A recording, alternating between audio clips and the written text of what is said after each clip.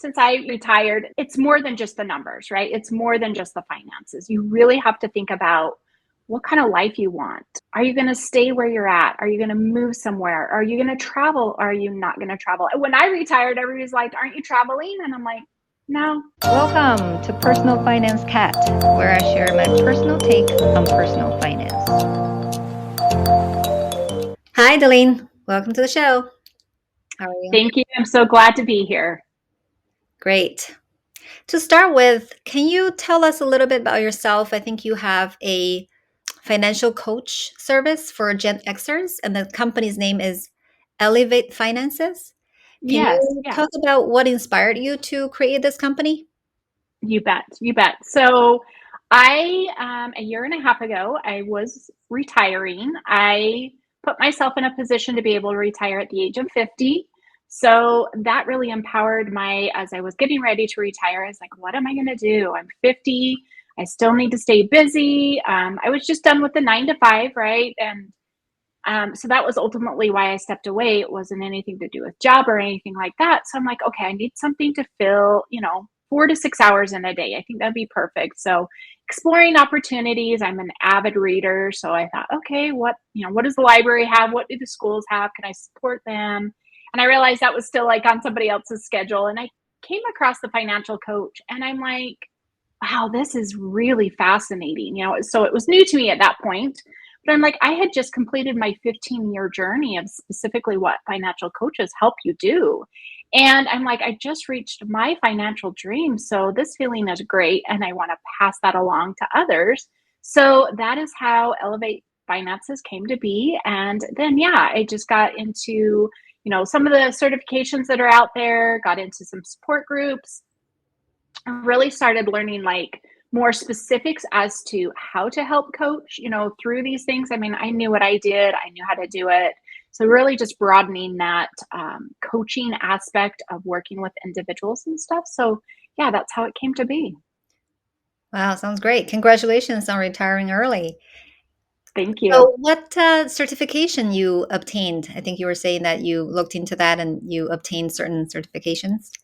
Yeah, so the AFCPE, which is just it's a counseling sector, so you can do more than just coaching. And so I completed the exam, passed the exam, and then you have to do 1,000 hours of client work. So I'm still in that, collecting those hours to be able to be fully certified, but I am a member in the meantime. And so, yeah, it was great information to, get exposed beyond personal finance elements, to understand, like sometimes you might be looking at underlying problems that may be, more severe and need to be, turned over to a therapist or a counselor who would deal with those specifics. So it was really informative, really, really good. And it's great to have support. So as a membership, with the forums, with other coaches, it's just so great to have that support. Cool. But you did have a background in accounting and business administration, right, prior to retirement? Yeah. Yeah. Yeah, I did.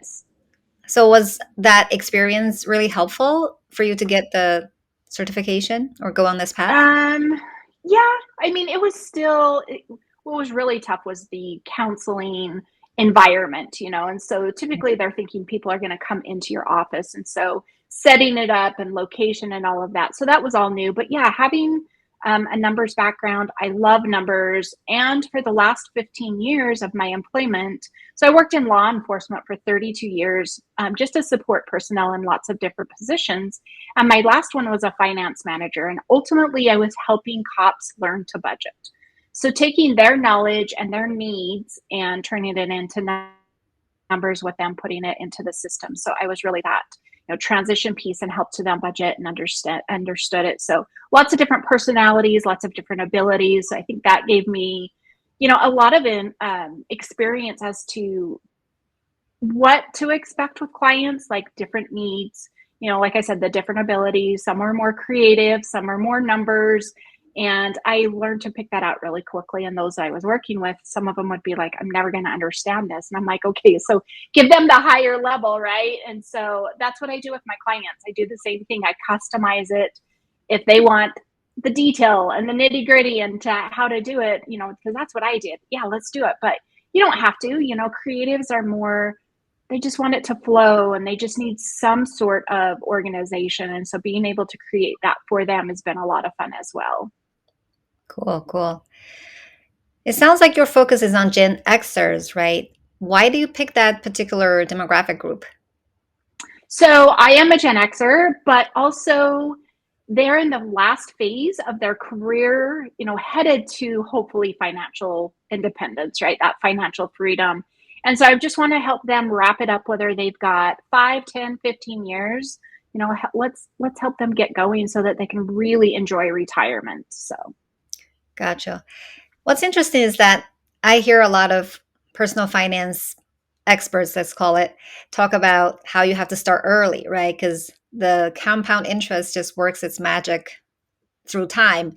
And then yeah. sometimes occasionally you would hear if you start late, especially if you start until your 50s or after, it's really hard because the curve is gone. You don't have that much runway to get to where you want to be. So, how do you address that dilemma? Yeah, so I agree. I agree with everything, right? Like definitely taking advantage of that compound interest and that time. I tell my daughter, she's in her early 20s, and I'm like, you can get in for less right now than if you wait till later, and just recognizing it. But those, yeah, individuals that have come to me, usually they've all at least been able to save something. So there is something there. But what I direct them to is the next focus is to get rid of debt, because debt can immediately decrease the demand of your income. And so as you go into retirement, you have less demand on your retirement income. And so I think it's a great way to segue and focus, still encouraging that savings, but getting rid of that debt instead of having maybe $1,500 that might include mortgage and who know, vehicle or whatever else, and you get rid of that, then that's bigger than what you could probably save and compound. But yeah, still getting them in there to compound what they can, keep that going, and making that all those shifts. And really, I help them look at that perspective and see what that looks like and what it could be for them. That's what I did as I was getting ready to retire. I had my budget, but I created a retirement budget. Here's what I expect, here's what it'll be, because when I retired, I took a 40% cut in pay.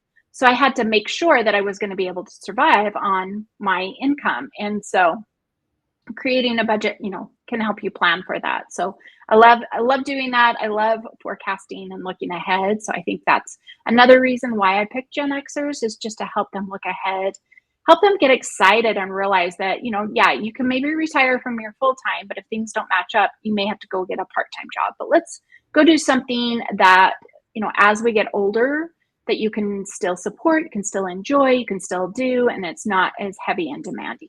So Yeah, makes sense.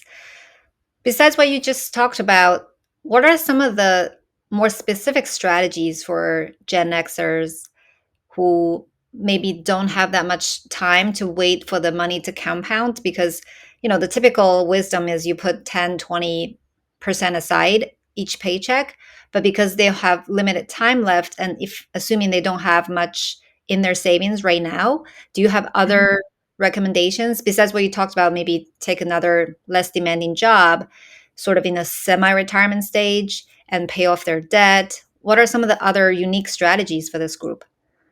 Oh, so they're going to have to end up balancing because they might still have student loans, or with their children. So they're really going to have to start looking at the boundaries that they have. So I really help them start addressing that and looking at what they really want to do, but what they really can do, so that it doesn't have that impact in the future. Like they're able to do it. Let's, explore it, because we all want to take care of our kiddos. We all want them, you know, to be surviving and doing well, but yet we can't do it at the, what's going to happen to us type of thing, because then that forces that onto them. And I think there's a lot of people that don't realize, well, if I just stay in this thing, my kids will be taken care of. But yet, most states, when you pass, they take on everything that you had. So in one way or shape, so, really start looking at boundaries, have them start looking at, sometimes relocation may be, downsizing might be, there's lots of different ways they can explore to, really start fitting into that budget. But until you have a current budget, there's no way to move forward. So Yeah. What is your definition of financial freedom? Because I think on your website you mentioned that you want to help the people, the Gen Xers, to reach financial freedom, even though maybe for some of them it seemed to be such a far away goal. So, what is that you're trying to help your clients achieve? I, it's meaning getting paid without having to go to work.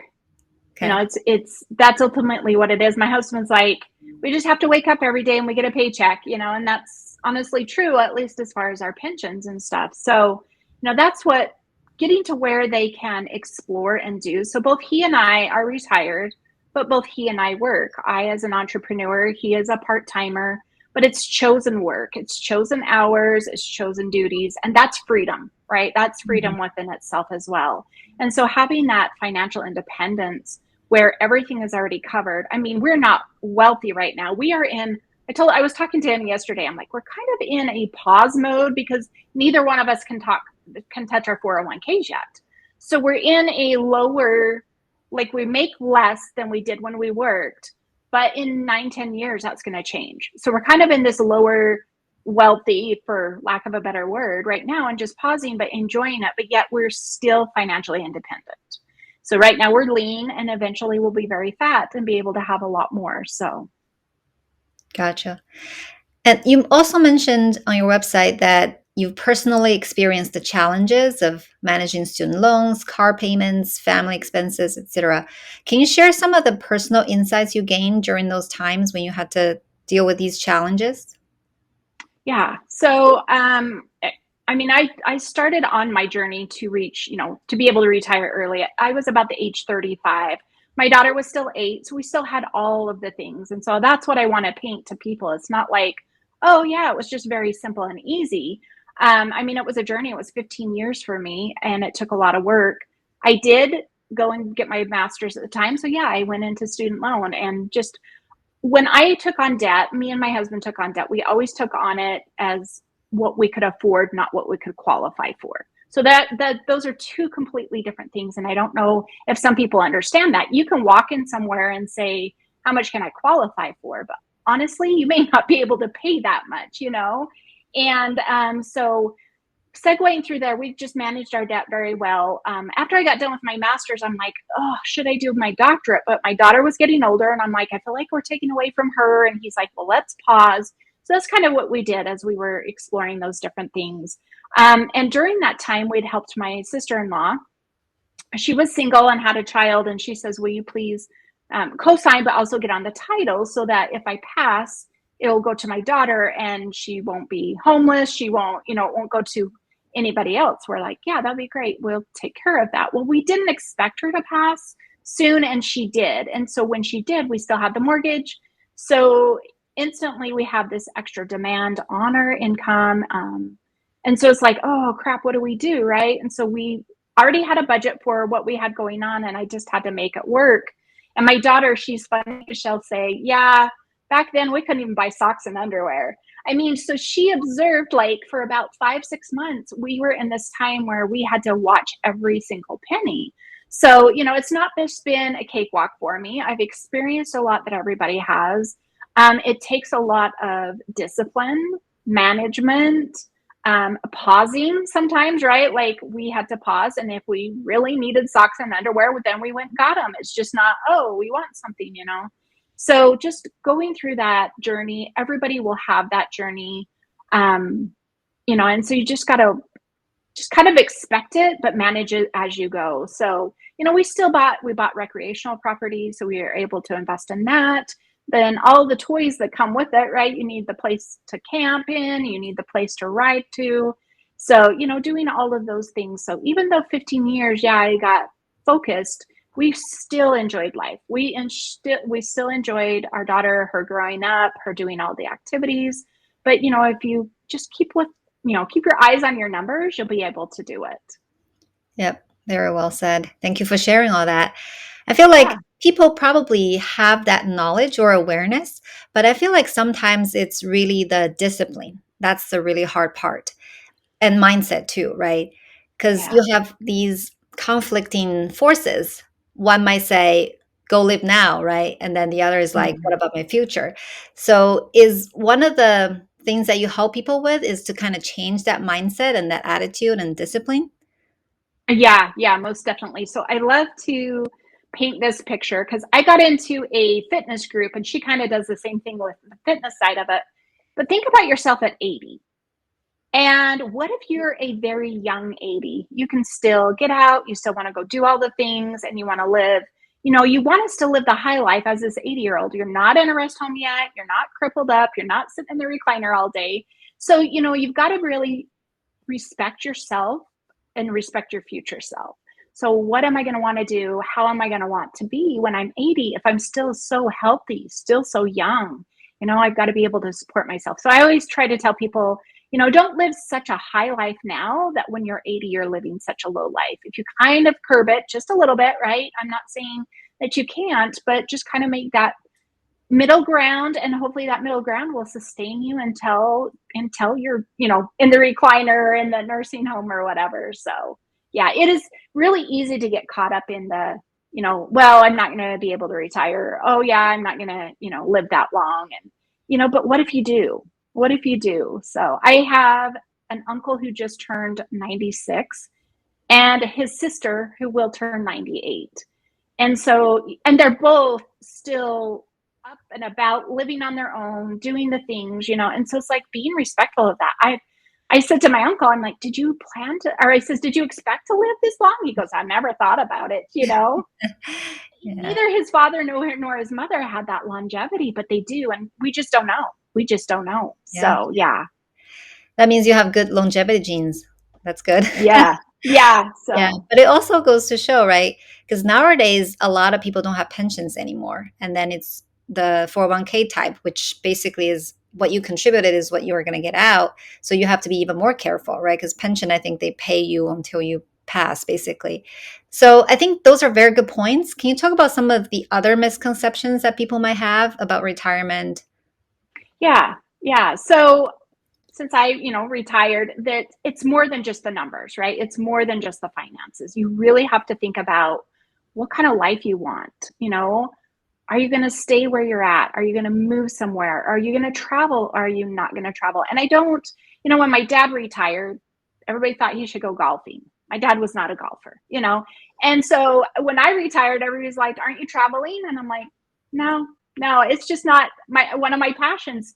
But really identifying what it is you want to do within, that extra time is so, so, so important. So, being prepared for that as well. And it may or may not be a huge financial demand, but hopefully, if you're thinking about it and planning for it, you'll be able to do all that you want. But, and the other thing too, I think another big misconception, as you were talking about 401s, is I think a lot of people are like, okay, well, as soon as I retire, that's not going to make any more money. But people have to remember that compound interest still goes. You may not be putting into it, but it will still grow, right? Mhm. And so I'm not a financial advisor, but I do understand the withdrawal, and so being able to take what's out of it. And the important thing there is you have to have your budget so you know how much you're spending for a year so that you only have to quote sell or pull out of, do a withdrawal out of your 401 once a year. And hopefully you can time it. I mean, that we can time the market, but if you are living on your current year, you pull out another year, and you can pick that time when you're actually selling, instead of selling every single month or every single every 2 weeks or whatever. You just do it in once. And I think that some people don't understand that. It's like, okay, just sell, let the rest of it grow, let it stay invested. I had a financial advisor on my podcast, and his episode has not aired yet, but he was explaining like 3 buckets, and which is what I do for expenses in the household finances. So it was really interesting, the same idea. But he's like, so you have a bucket of money for short term where you're living, it's like 5-8 years, right? And then you have a medium growth bucket, so it's going to sustain you for another 10-12 years or whatever. And then you have your long-term bucket. So even those are strategized still to help sustain you moving forward, to help, continue that flow coming in. So That's great. That's great. Want to touch on the services that you provide specifically to your clients? I think okay. on your website you offer free clarity calls for people who are interested. What can people expect from such a call? Can you walk us through the usual consultation that you offer? Yeah, I'll just share with you a recent one I had. She called me. She wasn't really in any distress. She's like, "We're doing okay. We're on track, I feel like." But she's like, she was kind of in that place where I think a lot of people have this question, right? Should I pay off my debt with my savings I have, you know? And so I love to give people action steps. So I did. I gave her an action step. I said, okay, if you paid it all off and you freed up that payment money, how quickly before you could save that money again? And what is that time worth to you? And what do you feel like would happen during that time? So, yeah, jumping on a clarity call, you don't have to be in distress. If you have one question, or if you're like, okay, well, this is what I'm kind of sitting with, and what do you think? I will try and poke around and give you an action step and help you, see the next direction you can take and be like, oh, okay. So I love doing that. I love chatting with people, understanding what's going on, out there in everybody's world, which I know is very hard to come to me and say, oh, hey, especially if you're distressed or you're embarrassed or you're ashamed. But just understand that really I am just serving. I just want to help you get moving forward. So if you feel like you need something, be picked up on your 2 feet, call me and let's do it. Let's do it. So, Yep. Cool, cool. I'm curious what range of clients you see, because I feel like maybe there are people who just feel like they can never retire, or there are people who are almost there, or people who can afford to retire but just maybe couldn't leave the job because they don't know what they want to do afterwards. What kind of clients are the most typical, or they're all over the place? Can you talk about that? yeah, I can. So honestly, the common factor, so not really with money, but the common factor has been single people. So divorced, whether they've been divorced in the last 3 years or 1 year or longer, and they're still trying to like almost play catch up from that situation. Hmm. And so the one client I had in spring, it was like working with him, and he, understanding his debt continuation that was happening. He's like, my dad has paid it off twice. He told me there's something wrong. I got to find something different. And so I said, well, let's explore and see what the true problem is. And it was actually his lease. So it's like, okay, I know you're tied into that till this amount of time. So we built him a budget that was really scaled back, but he could sustain, he did for 3 months sustain the budget. I said, and then now you know where you can make effective changes. It's not about not spending anymore. And then helping him work through a scarcity mindset. He didn't believe in his worth. He wasn't seeking promotions or different careers, to be able to make more money, which would also solve his problem. So I love to help, clients with whatever it is that their struggle is.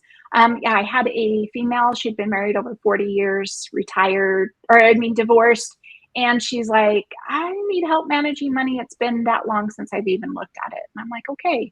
So coming out of this, I don't want to say horrible marriage, but she'd been controlled. And so money was her weapon back to him. So to help her get back into a healthy relationship with her money and also assure her she was going to be fine was, just a lot of fun. So, yeah, I had a new client. She was like, am I going to be okay to retire in like 5 years? I'm like, well, let's look. And most people don't know how to even just look at their numbers. So I said, let's look at your numbers. Let's see what you've got going on. And she was actually in a great position. I'm like, you're going to be fine. So hers stems from not financially, but it's more, well, what are we going to do? And how are we going to do it? And are we going to be able to, because Gen Xers, we've been working for so long. And Mhm. people are like, well, what am I going to do? What am I going to do? And so I'd love to share my insights of, go explore, go think about it, try and find something that will fill that time. So, Yep, yep.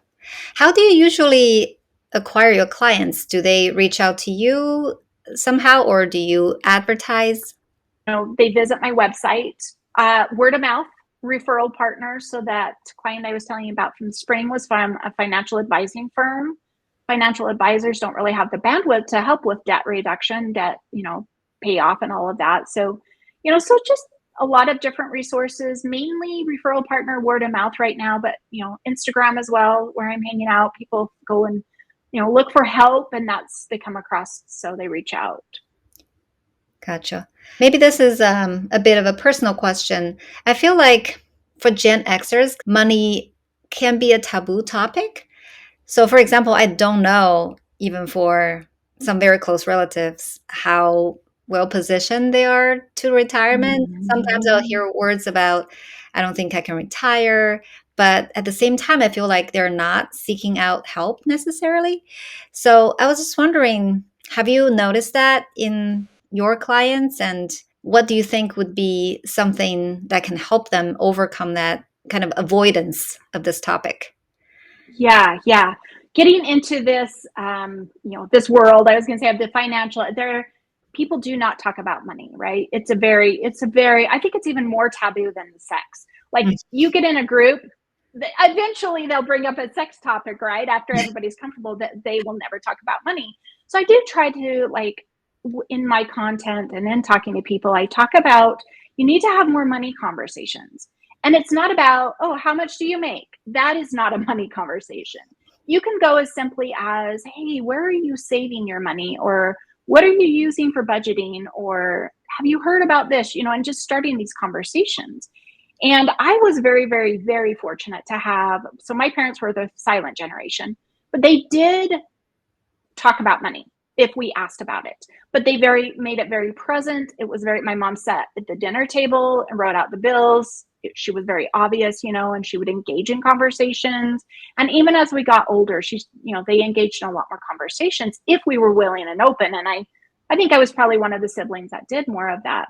But I challenge the younger generation, if like yourself, if you're finding that, approach them, because honestly, you do need to know, are you going to be okay? Are things, are you prepared? Whether they feel like they can retire or not, like their care and their safety and financial security ultimately is going to fall on family, right? In one way, shape, or form. And so I don't think there's anything wrong. And it might feel uncomfortable at first, right? Like, hey, mom, dad, do you guys have a plan? Like, what do I need to know, or what do siblings need to know in moving forward? So I was the executor, and again, my parents were very good, so I knew for about 15-20 years before they passed, exactly their financial situation. And so I was fortunate, but I know there's other people that it's very closed off and very very guarded, probably because of shame and embarrassment, but there's not the knowledge out there. And I've done a lot of guest interviewing the last couple of weeks, and it seems like the younger generation is really wanting to talk about it. They're really wanting to, and really they're having great money conversations. They're talking about it in such a healthy way, and not about, oh, hey, how much you make in an hour? And I think they eventually get there, which I think is great. But yet just learning that there's more to money than just your not even your value, your hourly wage or your monthly income or whatever. There's more to money than that. And just helping your parents maybe realize that, and realize there's more to life than just work. Mm-hmm, mm-hmm. I highly suggest, when you can retire, do it, and as I was approaching it, so my mom had passed, it was at her funeral luncheon. And I said to my nephew, I'm thinking about it. Now he's 6 years younger than me. Like, I'm thinking about it. But what if it doesn't work? I kind of said to him, he goes, hey, you go back and get another job. And I'm like, oh, well, you made that so simple, right? So I think we get so in our head that if we do talk to somebody else, they can make it so simple for us. Yeah, So that's great.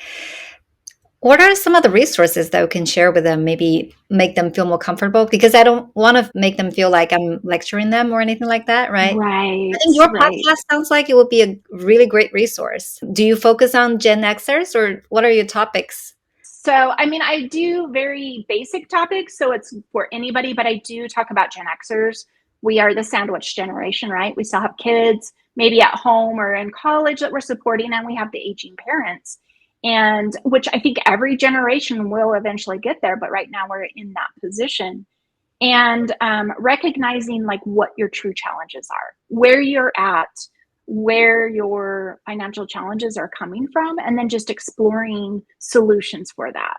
So maybe you're not going to be able to give as much support to your children as you had hoped or you thought, but also that's where that conversation starts, right? hey, and don't ever do it like, well, you don't have the money. Just say you're going to have to start covering these things. And so I really share a lot of like what I did with my daughter. And then I talk about like my parents. And I did an episode that was really about the financial events and the financial products that came out during the times that we have been alive. So 1965 until the current. And the reason that Gen Xers did not fully understand retirement savings is all of that was new in the time we were born, right? We were existing. And so our parents didn't know about it. So we didn't get taught by them. And I share that because, so like 401s, SEPs, IRAs, all of those came out in like the 50s, 60s. So, it's like, oh gosh. And then in the 90s, I remember the Roth came out, was brand new. And I'm like, what is this? That sounds hokey, And so trying to get that buy-in from somebody who's like this new product, it means all these things. And what is that? Like, the reasons they were giving me just didn't make sense because I had parents in that situation. And what they were saying, well, you won't have to pay as much taxes. I'm like, my parents don't pay very much taxes at all. So I don't, they could never aligned it with me, which is fine. So I think that's part of why like Gen Xers struggle is we didn't have that pass on. And so I think they're really just starting to learn, starting to explore. But yet the millennials, right, who have had interest, they understand it, they see it, they know. And so trying to do it on their own. And I think that's great. So it's trying to get those Gen Xers to, understand that it's not gambling. I know that there's a lot of people that are still in that mindset. Oh, why would I want to do that? Okay, well, let me show you. Historically, it's going to make you money, and you got to be in for the long game as well, Mm-hmm, mm-hmm. So, it's just, yeah. So I do try to target a lot of different challenges that we expect that we have. And, but sometimes it can be pertinent to any age. So. Which way do you think is more effective? Learning sort of through, because there are a lot of resources out there, right? Podcasts, books, YouTube, Yeah. or a more personalized approach like talking to a coach like yourself, or a combination. What do you think? So my journey, I did it all on my own, right? And I did, but you have to have a budget. And so if you're struggling with that and you've struggled with that for years, a financial coach can get you there more quickly. I mean, you can spend all the time learning and you can get there, but more quickly you can with a coach. So I budgeted, I tracked it, I refined it, I developed goals in it. But the biggest step for me was really the financial literacy piece and learning about all of those other elements that impact us, right? Insurance, taxes, employer benefits, understanding those and taking full advantage of all of that, not paying out a lot of money for, assurances that you don't really need. And so, if you want to do it yourself, you can, and it's, and go and do it. Podcasts were not big, blogs were big. So I read blog after blog after blog. I read some finance books. I really got into it was frugalism at the time, thrifty, and so I got into that and I was like, what are these people doing? And does it make sense for me? And could I do it? And so, exploring all those different aspects of money, whether you're going to actually do it or not, but it gives you ideas, it gives you education, gives you understanding. So when we had that extra mortgage land in our laps, right, immediately I was like, oh my gosh. So I had to go to what I had learned in that thrifty community. I'm like, okay, they do these different things. So I just started doing those, and some of them I still do today because they're not a big deal anymore. So, you can't pass off anything. So, yeah, podcasts, books. But the biggest thing is you can consume a lot. You still have to take action, right? So that's why I would pick an area of your finances that you want to improve, whether it, like I said, it's taxes or insurance, or even like, okay, we're spending way too much here. How can I be better about it? And go see what other people are saying about it and doing, and if it's going to work for you, and just then apply it. I would do that. I would just exhaust that one topic and then I'd move on to another one and I'd just keep going. And that's what improved everything for me. So yeah, I hope that's helpful. But that's so, yeah, a coach is just going to help you get there more quickly. and be that accountability partner, right? Be like, did you do this? Well, what's your struggle? And help you find a different way more quickly. That would be the only difference. So, Yeah. When you say thrifty group, what did you mean? Is it like the FIRE community, financial independence, retire early? No? no. So, thrifty was like minimalism is now. So, they've Oh, kind of segued and called their self minimalism now, but they were the thrifty and frugality, all of that. Yeah. And they've just changed names. So, gotcha. minimalism and Well, maybe what is the other? Homesteaders. I think homesteaders would fit in yeah. there now. Oh, okay. So, Okay. yeah, I've yeah. heard of this Buy Nothing group. It's probably a website or a Facebook group where people just try to get things for free, right? They would just, look out Oh, for what other people are donating or getting rid of. They would yeah, just get it from there. So I think the FIRE yeah. community uses that a lot because a lot of the Hmm. retire early, they would also Hmm. be very, very thrifty because their goal is to save 50, 70, even 90% of their income. Right, Yeah. right. Talking about retire early, right? I think retiring at 50 is pretty early. You said when you were 35, you kind of made that decision that you wanted to retire at 50. So, why was that so important to you? And did you know that you were going to do something else after retirement? Can you talk about that? Now, yeah. So at that age, I had just changed agencies. So I had gone from city department to county department, and I'm like, okay, I did 17 years there. I could do 17 here, and I'm like, wait, that puts me over my number of years, right? And I'm like, really? In 15 years, I could retire early? And so that was how the realization came to be. And I'm like, okay, if that's an option, I'm going to work towards it. Whether I choose it or not at that time, that's what I'm going to do. So knowing that when I stepped away, I'd take that 40% cut in pay. That's what I worked towards. I saved. I saved appropriately too. So 401s, yes, we have, and we can't touch them until we're 59 and a half, but we also have other investments that we could dip into between this age gap as well. So, retiring early, you have to understand where to save and the best to save so that you can get access to it when you're wanting to retire. So, Mhm. yeah, so that's how my little aha moment came to be, and I just started working from there. Okay. So, is the early retirement kind of an option for the city job type that you have worked on? Yeah, so minimum of 30 years. And so I did 32, and then they give you 60% of your highest 3 years. And that's the pension part. Ah, okay. That makes sense. So, Okay, yeah, great. yeah. And then how did you decide to get into this industry you're in now, which is financial coaching? That's when I was exploring, like I was like, what am I going to do? I need something to do part of my day. And I came across it and I just loved it. There's a financial coaches group. There's a financial coach. She's been active for 15 years. So she's kind of like the driving force of it in a way, Mm, and just kind of bloomed from there. And so, yeah, I didn't know I wanted to be an entrepreneur, but it's like everything kind of lined up. It's like, okay, I want to just, be on my schedule, my time, my thing. I've had what, 3 offers since I've left as I've been, networking with referral partners. They're like, hey, do you want to come work for us? I'm like, mhm. nope, nope, I don't want to be on somebody else's timeline. So, yeah. So, what are the most rewarding things you experienced for this entrepreneurship journey?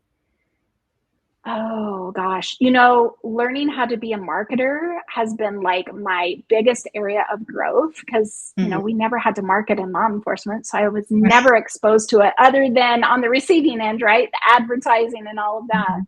Mhm. But really also like making some connections. So I've been networking from day one, and I have a biz bestie. She's clear across the United States from me. We've never met in person, but we meet weekly. We meet 3 times a week. And then I have a soul sister in California, same thing. It's just meeting these wonderful people, and just they become better, greater connections than just, oh, I reached out, hey, that was great. No, we like felt something more. And so we stay in contact, support one another. So it's almost like your coworkers, but Mhm. not in your same space. So I have loved Great. that part of the journey. Oh, that's great. So, you said Soul Sister. Is that just a nickname or is it the name of the Yeah, so I have my biz bestie, then I have my soul biz sister. bestie? Yeah. Mhm.